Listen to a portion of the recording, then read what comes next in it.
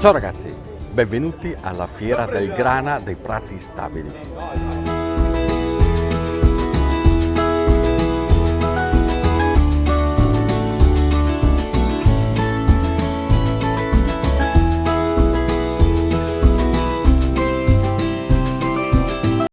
Mi trovo a Goito, in provincia di Mantova, in pieno territorio dei Prati Stabili. Sapete cosa sono? Sono praticamente dei terreni che nel corso della loro storia non sono mai stati toccati e questa materia prima, il fieno, è il frutto di questa antichità praticamente vergine, nel senso che su questi terreni non sono mai stati sparsi né concimi né additivi chimici né tantomeno sono mai stati arati, quindi tutte le essenze che sono contenute anche in questa botola profumatissima servono per alimentare le vacche da cui viene ricavato il grana padano, il prodotto principe di questo territorio.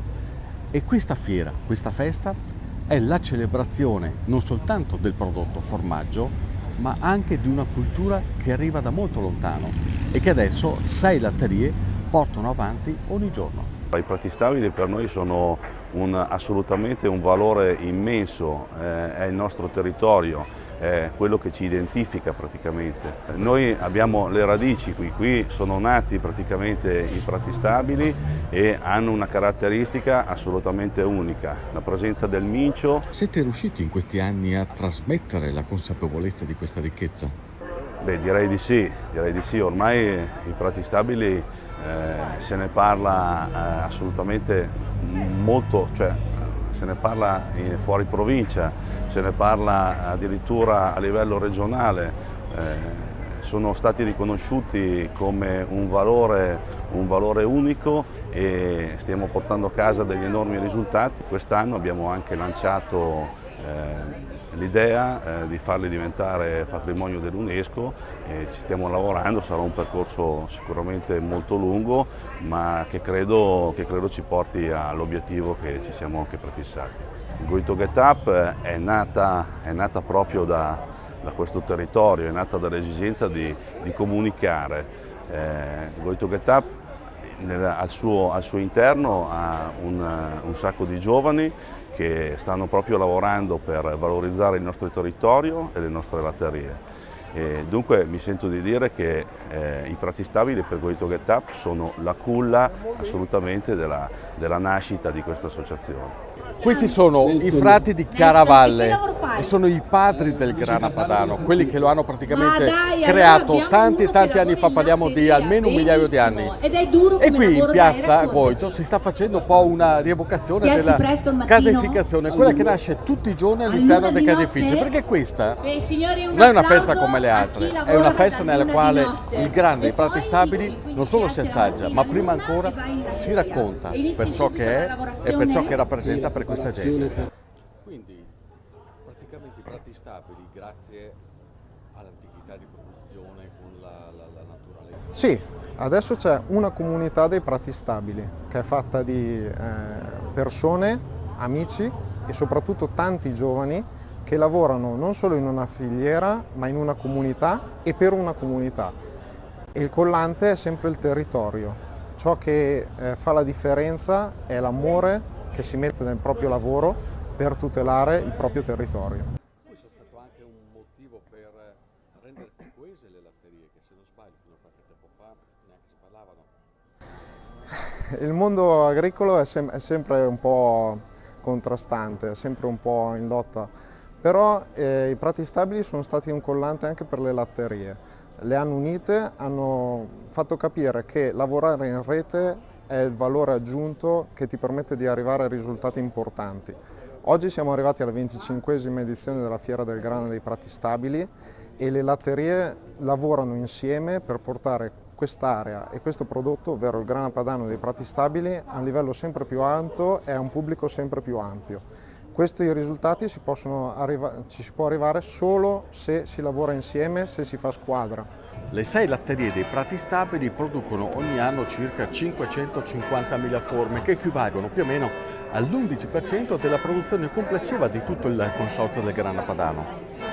E una cosa che mi piace rilevare quando vengo da queste parti è che molti degli allevatori che conferiscono il latte alle varie latterie sono giovani.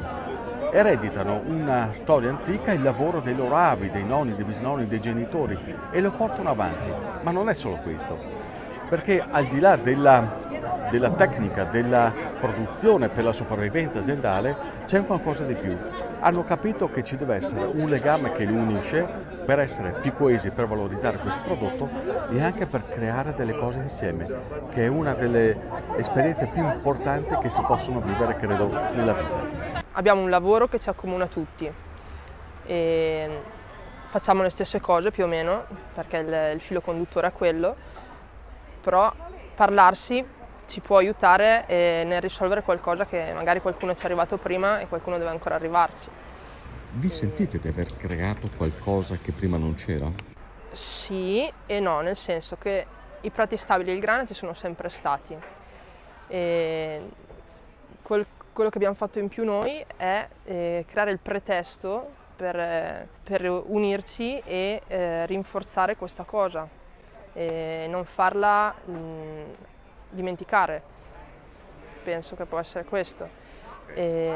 Sì, mi sento di dire che è una cosa che rinforza il lavoro e credere in quello che facciamo, perché magari a volte ti può passare anche la voglia, invece creare una squadra, sentirsi che apparteniamo a qualcosa che a cui tutti insieme contribuiamo alla riuscita, ci dà forza. Penso che sia questo il punto di tenere un gruppo di giovani, darci forza l'un con l'altro e senza contrastarci. Ecco. Voi oltretutto avete scelto anche la strada dell'apertura al pubblico, o sbaglio? Ci sono aziende, come ad esempio la mia, sì, che ha fatto questa scelta di aprirsi al pubblico. Non so neanche ancora dirti se sia una scelta vincente o meno.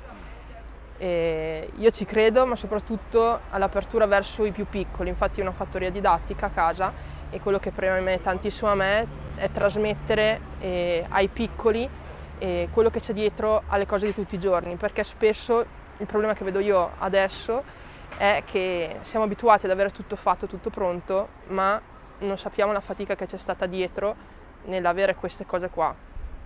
E ecco qua il perché tengo ad aprire l'azienda al pubblico. Vedere tagliare una forma di grana padano o semplicemente i pezzi di questo nobile formaggio è sempre uno spettacolo. E se voi venite in questa fiera c'è un aroma, un profumo di latte e di formaggio che vi accompagna dall'inizio alla fine della via in cui è allestita la fiera.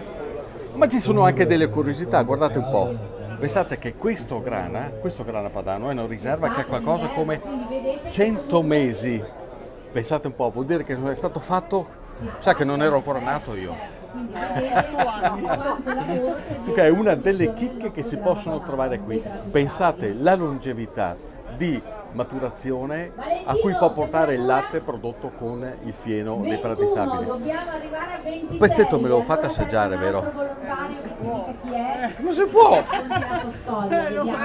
Vi facciamo assaggiare un 40. Vi fate adesso un 40, mi accontento anche di 40, mezza forma però. Voi siete una nicchia dentro al mare del grana padano, è una convivenza semplice? Allora, quando i progetti iniziano niente è semplice, però anche il grana padano ha negli anni capito e sostenuto la nostra realtà. Il fatto che in un consorzio così grande, così importante, nascano nicchie di differenziazione è un valore aggiunto per tutto il consorzio, per tutto il mondo grana padano. Noi dobbiamo, come Sistema Italia, come mondo agricolo italiano e agroalimentare italiano, puntare sulle differenze, puntare su ciò che ci rende unici e capire che queste sono è il nostro punto di forza, è il nostro cuneo per sfondare nei mercati italiani e esteri.